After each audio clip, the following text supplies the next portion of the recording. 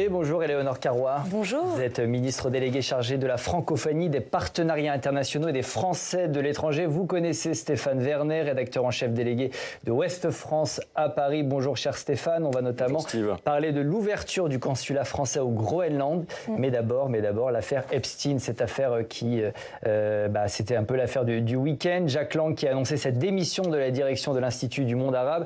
Est-ce que vous vous dites soulagée ce matin, Madame la Ministre ? Non, nous, on prend acte de sa démission et puis surtout, on va s'atteler à nommer très rapidement quelqu'un pour le remplacer parce que cette institution, l'Institut du monde arabe, c'est un endroit incroyable où on construit des ponts entre la France et le monde arabe sur sa culpabilité, sur est-ce que je suis soulagée, est-ce que non. Vous prenez acte, mais enfin, c'est quand même l'exécutif qui l'a poussé à la démission. Donc vous êtes soulagée parce qu'il s'accrochait un peu au gouvernail. J'ai pas du tout dit ça. Moi, ce que je veux vous dire, c'est que je suis certes ministre, mais je suis d'abord avocate. Et dans l'administration de la preuve, le maniement de la preuve et la recherche de culpabilité, je m'en remets pas aux médias, à ce que l'on peut voir dans les réseaux sociaux. Je m'en remets à des enquêtes qui en ce moment sont en cours. Donc pour l'instant, il est innocent. Mais tout le monde est présumé innocent jusqu'à ce qu'il soit trouvé coupable. Donc c'est vraiment pas, me faites pas dire ce que je dis pas, surtout sur ce dossier. Après que ce dossier émeuve, interpelle, nous interroge tous, ça c'est un fait. Et puis surtout, moi je pense aux victimes, à ces victimes qui aujourd'hui se retrouvent sur les réseaux sociaux, qui ont déjà vécu tout ce que l'on sait et qui aujourd'hui se retrouvent avec ce tribunal médiatique. Je pense que Jack Lang a décidé... de tribunal médiatique pour Jack Lang. Pas du tout pour Jack Lang, je vous parle de l'affaire Epstein en général. Et sur Jack Lang, ce que je vous dis, c'est qu'il a décidé de démissionner. Eh bien, nous en prenons acte et il va falloir nommer son remplaçant rapidement. Mais je ne veux pas politiser une affaire qui est avant tout une affaire judiciaire et dont nous saurons très rapidement s'il est coupable ou s'il est innocent. Stéphane. Qui pour succéder à Jack Lang à la tête de l'Institut du monde arabe? On évoque Jean-Yves Le Drian, peut-être Audrey Azoulay. Vous avez une idée? J'ai pas de scoop ce matin, j'en suis navrée. En revanche, ce que je vais vous dire, c'est que ça doit être une personnalité qui connaisse évidemment le Moyen-Orient. Là, il y aura un conseil d'administration qui vient d'être convoqué. Dans les 7 jours, il y aura la nomination d'un président par intérim. Et il faut que très rapidement, quelqu'un le remplace parce qu'il faut incarner cette institution. C'est vraiment un endroit très important, au-delà des magnifiques expositions dont certaines en ce moment. C'est vraiment un lieu de culture, d'apprentissage de la langue, important. Les associations demandent la réouverture de l'enquête sur cette affaire Epstein en France. Elle avait été clôturée à la suite de la mort de Jean-Luc Brunel. C'était en prison, c'était en 2022. Est-ce que vous aussi, vous demandez la réouverture de cette enquête? Il y a une enquête du parquet financier, si je ne me trompe pas. Exactement, donc ça c'est déjà en cours. Et puis par ailleurs, vous avez l'enquête qui a lieu aux États-Unis. Et encore une fois, pour être très clair sur Jack Lang, moi je ne me prononce pas ni sur sa culpabilité parce qu'il ne m'appartient pas de le faire. Ce que je fais, c'est que je constate qu'il démissionne et je me dis que mon rôle, en revanche, en tant que ministre délégué en charge de la francophonie, c'est de s'assurer que très rapidement, ce poste soit pourvu. Il y a une opération d'ingérence russe destinée à faire croire à une implication d'Emmanuel Macron dans cette affaire, dans l'affaire Epstein. Est-ce que vous pouvez nous en dire plus aujourd'hui ? Oui, tout à fait. Il y a eu effectivement toute une affaire montée de toutes pièces avec des faux documents, des faux témoignages, des fausses images. Et c'est pour ça que je vous parle de faire attention à ce que l'on voit sur les réseaux sociaux. Et en l'occurrence, il s'est avéré que tout était complètement fabriqué. C'est Viginum d'ailleurs qui a lancé l'alerte. Et c'est grâce à cet instrument que nous avons aujourd'hui qui s'appelle French Response, qui est un compte sur les réseaux sociaux, qui permet de réagir extrêmement vite, y compris à des fausses informations qui deviennent virales. Et ça, c'est le ministre de l'Europe et des Affaires étrangères, Jean-Noël Barrot, qui avait beaucoup investi pour que cet outil puisse avoir lieu. Et on voit qu'il marche aujourd'hui et qu'on est capable de détecter les fausses informations et d'y répondre très rapidement. Viginum, dans son alerte, cite un ancien shérif américain qui vit en Russie et qui pourrait être à l'origine de cette opération-là. Viginum, effectivement, a donné un certain nombre d'informations. Et ce qui est intéressant, c'est, vous voyez, la combinaison des différents instruments. C'est à la fois détecter, pouvoir aujourd'hui, et c'était pas le cas il y a quelques années, quelques mois, détecter, identifier les potentielles sources de ces campagnes de désinformation. Ça, c'est Viginum. Alors que French Response, c'est le Quai d'Orsay, c'est ça? Exactement. Et French Response, que fait French Response? C'est répondre... Il faut expliquer pour ceux qui nous regardent. Exactement. Qu'est-ce que c'est? Donc c'est un compte sur les réseaux sociaux qui va répondre à des fausses informations avec des faits et qui va y répondre, y compris de manière un peu inattendue. Parfois avec beaucoup d'humour, et ça marche très fort en fait sur les réseaux. Justement, parce que ça permet d'être vu, vous savez comment marchent les algorithmes. Et en fait, il faut, lorsqu'on dit est-ce qu'on répond à la désinformation avec les mêmes armes, alors on répond toujours avec la vérité, toujours avec les faits, mais parfois avec des réponses qui deviennent elles aussi virales. Et c'est ça toute la force de French Response. Madame la ministre, la France a inauguré vendredi son consulat au Groenland. Vous y étiez, je crois. Quel est le message que vous cherchez à faire passer avec cette ouverture? Alors, je n'y étais malheureusement pas, mais effectivement, c'est un consulat, c'était prévu bien avant toutes les déclarations de Donald Trump sur le Groenland. Mais c'est avant la crise, c'était avant la crise. Oui, c'était avant la crise, et vous avez des consulats généraux qui sont ouverts déjà pour répondre aux populations sur place, mais aussi aux Français qui sont de passage. Il y a environ 700 Français qui vont au Groenland chaque année. Et au-delà de ça, c'est parce que ça représente aussi un intérêt stratégique. On l'a vu justement avec la crise, que c'était une bonne idée d'avoir une présence forte, une présence européenne. Combien de Français qui vivent en permanence au Groenland? Très peu, très peu. Et c'est d'ailleurs pour ça qu'on distingue des consulats qui répondent vraiment à des besoins de population qui vivent sur place, à des consulats qui ont des intérêts stratégiques. Vous en avez par exemple à Monterrey, vous en avez dans d'autres endroits où vous avez des populations limitées et des volontés d'être présents sur le plan stratégique. Mais justement, effectivement, il y a très peu de Français présents. Je crois que c'est 9. Alors je ne sais pas si vous pouvez confirmer ce chiffre. 9 Français qui vivent au Groenland. Quel va être le rôle de ce nouveau consul au Groenland, au jour le jour? C'est pour ça que il n'a même pas de bureau, je crois. Mais je voulais vous faire la distinction, vous expliquer la distinction entre des consulats généraux qui répondent à des populations où vous avez des grandes communautés françaises et des consulats qui ont en réalité des visions beaucoup plus stratégiques. Et je vous donnais l'exemple de Monterrey au nord du Mexique. Vous avez peu de Français qui vivent à Monterrey, mais vous avez un endroit très stratégique avec du nearshoring de la part des États-Unis, des entreprises françaises qui s'installent et une volonté d'être encore plus présent. Le Groenland, dans des proportions différentes et des contextes différents, répond aussi à cet enjeu stratégique, et c'est la raison pour laquelle, avant la crise, il avait été décidé d'avoir une présence diplomatique française. Mais il y a un message politique, Madame la Ministre, dans cette ouverture. Clairement. Quel est le message que vous voulez envoyer au monde et peut-être à Washington?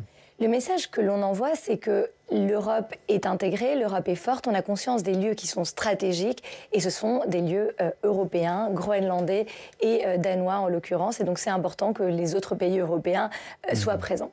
Stéphane. C'est aussi pour dissuader Donald Trump. En fait, il y a une dimension très symbolique dans cette ouverture. Encore une fois, c'est pour ça que je vous disais, c'était une décision qui avait été prise avant, et ce qui, quelque part, remet le Groenland en Europe, ce qui peut être symbolique, ce sont les opérations, les déclarations conjointes de pays européens qui rappellent que le Groenland appartient aux Groenlandais et au Danemark. Après, sur la question du consulat, moi je pense que c'est une bonne chose, que vu le contexte, eh bien ça tombe bien. Ça fait partie d'un continuum en fait, de dissuasion diplomatique, on va dire ça comme ça. Ça aurait été le cas si ça avait été vraiment décidé post-crise. Moi, je pense que c'est un intérêt stratégique que d'être présent au Groenland. Nous l'avions identifié avant. Aujourd'hui, c'est une bonne chose. Et puis, ce consul général, il aura beaucoup de choses à faire et il aura une dimension beaucoup plus politique que ce qu'il a pu imaginer initialement. Puisqu'on parle de symbole, est-ce que vous savez à quoi ressemble le drapeau du Groenland ? Je l'ai déjà vu, oui, tout à fait. Quelle couleur, vous savez à peu près? Parce qu'on va le montrer à l'antenne. Vous savez à peu près à quoi ça ressemble?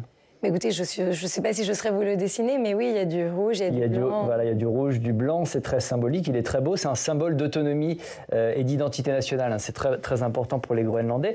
Est-ce qu'en guise de solidarité justement avec cette population, ce ne serait pas intéressant de, je sais pas, de l'afficher sur la Tour Eiffel, sur les mairies? Est-ce que ce ne serait pas aussi un beau symbole? Est-ce que vous appelez, vous, peut-être les maires à pavoiser leurs édifices avec ce drapeau? Alors le pavoisement des mairies, des lieux publics, etc., c'est quelque chose qui revient très souvent chez certains élus.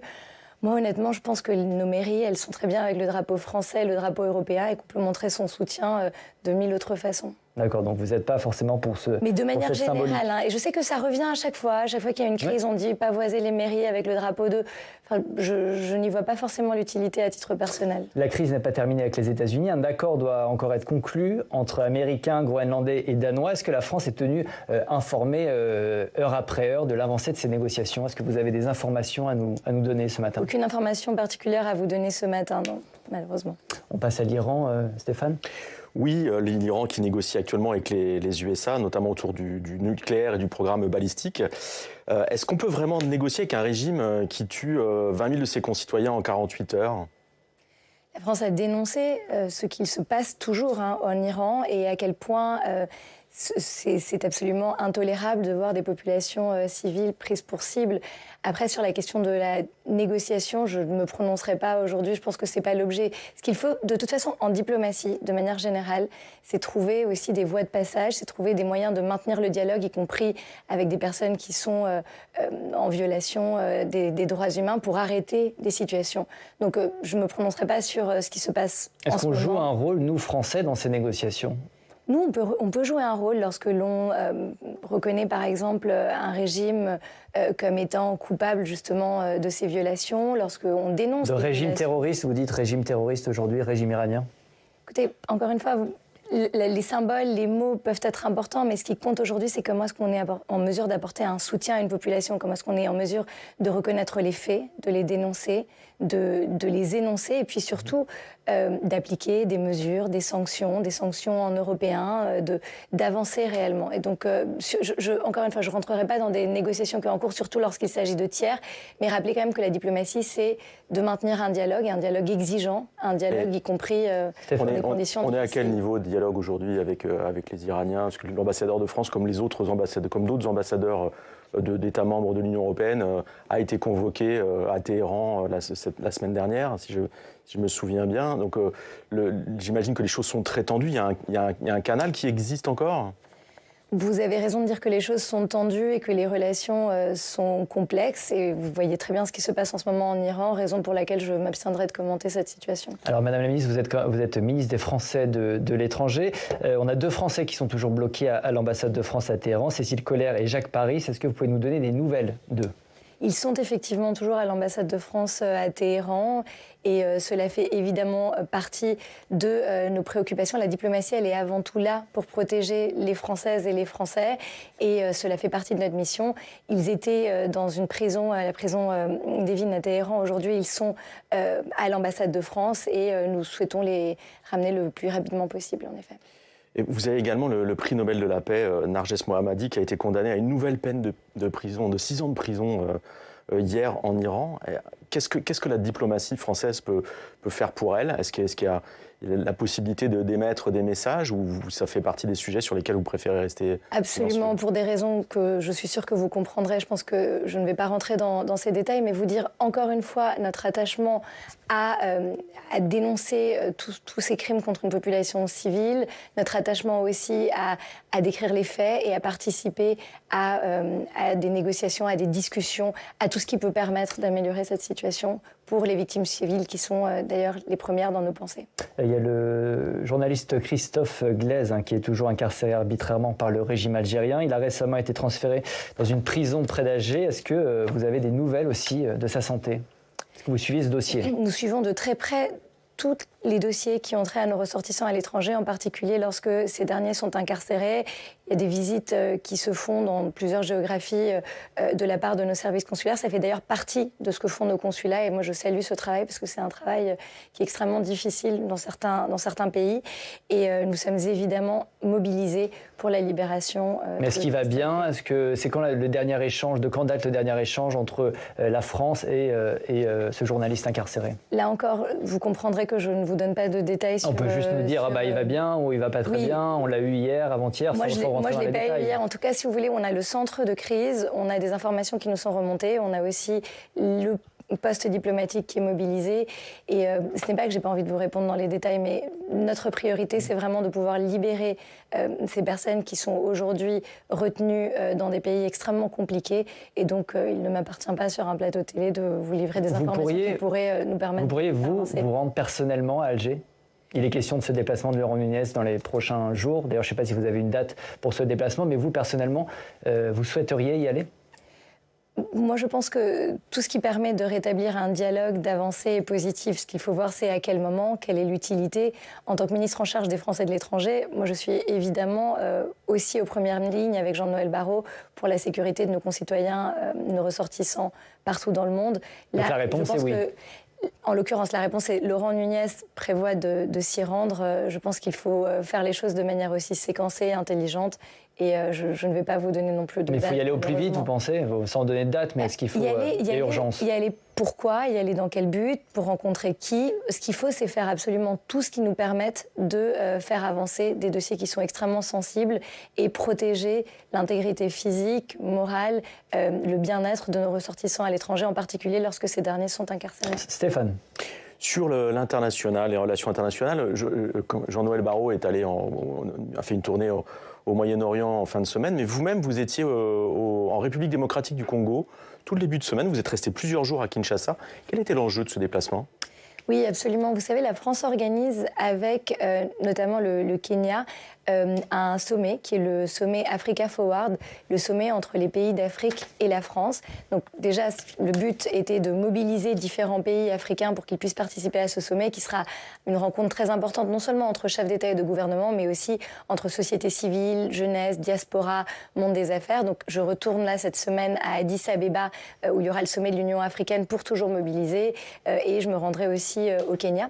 Et au-delà de ça, avec la RDC, c'est le plus grand pays francophone au monde. C'est un pays avec lequel nous avons des intérêts communs, des partenariats en cours, des investissements aussi sous forme de prêts pour la construction de grands projets d'infrastructure, des barrages hydrauliques, des projets à impact. Et donc c'était important qu'en tant que ministre chargé de la francophonie, des partenariats internationaux et évidemment des Français de l'étranger, je puisse m'y rendre. Stéphane, sur l'AFD. Oui, alors on va parler des partenariats internationaux. En fait, il y a une mission qui est très importante et que vous gérez, c'est l'aide publique au développement. Et le budget 2026 de cette mission a été amputé à nouveau de 803 millions d'euros par rapport à 2025. Une loi avait été adoptée en 2021 qui prévoyait une augmentation progressive du budget de l'aide publique au développement. Et en fait, c'est l'inverse qui s'est produit. Les budgets ne cessent de baisser depuis. Ils ont diminué de 48% en quelques années. Pourquoi ? Vous savez que dans le contexte économique contraint dans lequel nous sommes, tous les ministères ont dû faire des efforts et c'est une réalité. Maintenant, sur l'aide publique au développement, qu'il faudrait d'ailleurs appeler investissement dans le développement, parce que c'est un vrai investissement ce que l'on fait. Ce qu'il faut regarder, à mon sens, c'est moins la quantité d'argent qui est mise sur la table, mais c'est la gestion des projets existants et puis c'est surtout la stratégie politique que l'on a. Moi, je veux apporter dans ce ministère, aux côtés de Jean-Noël Barrot, davantage d'impact, choisir les géographies dans lesquelles on est pertinent parce qu'on est attendu, parce qu'il y a un intérêt aussi pour la France à s'y trouver, continuer à investir dans tout ce qui est la santé, l'éducation, là où finalement c'est nécessaire d'aller, et puis la santé mondiale, c'est un bien commun, c'est-à-dire que la santé, typiquement en RDC, peut avoir un impact sur la santé en France. Sachez que c'est là-bas qu'ils ont découvert Ebola, par exemple, donc, et le vaccin contre Ebola. J'ai rencontré d'ailleurs... Ça veut dire que l'idée, c'est de dépenser moins d'argent, mais que ces dépenses ou ces investissements soient plus efficaces ? En tout cas, éviter toute forme de saupoudrage, aller sur des projets à impact. C'était le cas avant ? Il y avait du saupoudrage ? Il n'y avait pas du saupoudrage volontaire, mais par la force des choses, lorsque vous aviez... Des pertes en ligne ? Non, pas vraiment des pertes en ligne, mais vous aviez beaucoup de projets qui se superposaient, chacun avec leur pertinence. Aujourd'hui, nous devons faire des choix. Nous sommes face à la nécessité, d'ailleurs, de gérer un budget qui est moindre. Moi, je pense qu'il faut vraiment s'atteler à regarder ce que l'on a fait auparavant, à accompagner ces projets jusqu'au bout, en tirer aussi tous les bénéfices, parce qu'on l'a fait aussi parce qu'il y avait des intérêts pour la France, et puis à continuer en choisissant nos géographies et choisissant nos projets pour qu'ils aient toujours de l'impact. Madame la ministre, et garder en tête la sécurité des Français. C'est parce que c'est un sujet qui me passionne. Pour le coup, là, j'ai plein de choses à vous dire. Sébastien Lecornu a accordé une interview à nos confrères de la presse régionale. Je vous invite à lire Ouest France. Je l'ai lu. Vous l'avez évidemment lu. Et Sébastien Lecornu qui annonce un ajustement, pour ne pas dire un remaniement ministériel dans les heures qui viennent. Est-ce que vous avez reçu des garanties personnellement ? Je n'ai pas reçu de garantie et je n'ai pas non plus d'inquiétude particulière. Je pense qu'aujourd'hui, chacun doit travailler sur son portefeuille. C'est en tout cas ce que je fais. Moi, je suis vraiment concentrée. Comme je vous le disais, j'ai des portefeuilles qui me passionnent avec des enjeux, les enjeux notamment financiers en ce qui concerne l'investissement solidaire, des enjeux des Français de l'étranger et puis évidemment la francophonie dont on n'a pas parlé, mais j'espère que vous me réinviterez parce que ça aussi... On vous réinvitera évidemment. Rachida Dati va quitter le gouvernement. Vous êtes triste, vous êtes déçue ? Elle va le quitter, elle est en pleine campagne, c'est son choix et je pense qu'il correspond peut-être à ses besoins. Honnêtement, je n'ai pas de commentaire à faire sur... Vous n'avez pas d'opinion là-dessus ?